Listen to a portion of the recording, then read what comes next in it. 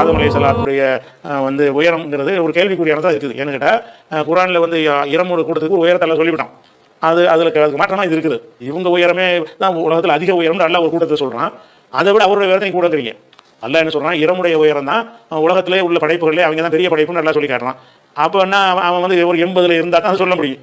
ஆனால் 80 இல்லை, அவன் வந்து 10 அடிக்குள்ள 6 அடிலாம் இருக்கிறான். அவன் அப்படி இருக்கும்போது ஆதம் அலைஹிஸ்ஸலாம் 60 இருந்தாங்க என்பது இந்த குர்ஆனோட மோதுகிறது. ஒன்று, கனிகள்லாம் பறிப்பதற்கு எட்டும் தொலைவில் இருக்குங்கிற அந்த ஒரு விஷயத்துக்கு மாற்றமாக இருக்கிறது.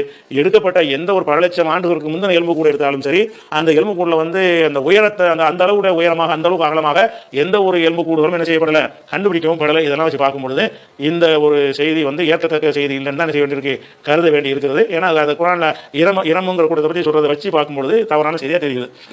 ஒரு காலத்தில் வஹாபிகள் எல்லாம் சொன்னாங்க, குர்ஆனையும் ஹதீஸையும் மட்டும்தான் பின்பற்றணும், மذஹபை பின்பற்றக்கூடாது அப்படின்னாங்க.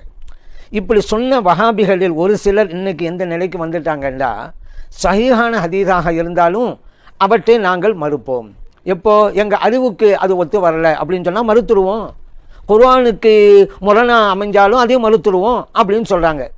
சரி, அறிவுக்கு பொருந்தலை அப்படிங்கிறது யார் முடிவு பண்ணுறது? நீங்களா? குர்ஆனுக்கு முரணாக இருக்குது அப்படி முடிவு பண்ணுறது யார்? நீங்களா? நீங்கள் முடிவு பண்ணிட்டா போதுமா? முஸ்லீம்கள் அத்தனை பேர் முடிவு பண்ணணுமா, இல்லை நீங்கள் மட்டும் முடிவு பண்ணணுமா?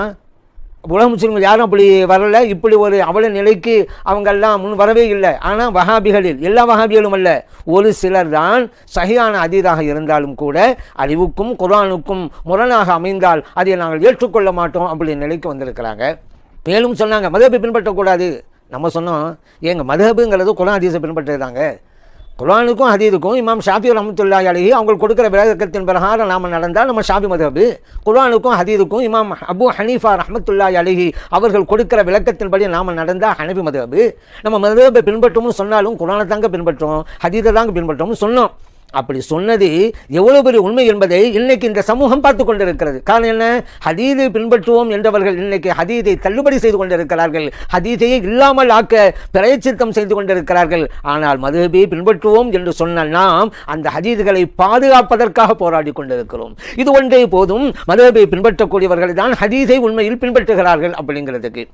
இந்த ஹதீஸை எல்லாம் நாங்கள் சஹீஹாக இருந்தாலும் கூட நாங்கள் மறுத்துடுவோம், ஏன்னா அறிவுக்கு பொருந்தலையில் என்று சொல்லி சில ஹதீஸை தள்ளுபடி பண்ணுறாங்க. அதுபோல் குர்ஆனுக்கு முரணாக அமைகிறது அப்படின்னு சொல்லி தள்ளுபடி பண்ணுறாங்க. இந்த லிஸ்ட்டில் புதிதாக ஒரு ஹதீஸை இப்போ சேர்த்துருக்கிறாங்க. அந்த ஹதீஸ் என்னன்னு தெரியுமா? புகாரிலே பதிவு செய்யப்பட்ட 3079வது ஹதீஸுங்க. ஸல்லல்லாஹு அலைஹி வஸல்லம் அவங்க சொல்கிறாங்க, அல்லாஹு தஆலா ஆதம் அலைஹிஸ்ஸலாம் அவர்களை படைத்தான். தூலுஹு 60 திராஆ, அவர்களுடைய உயரம் 60 முழமாக இருந்தது.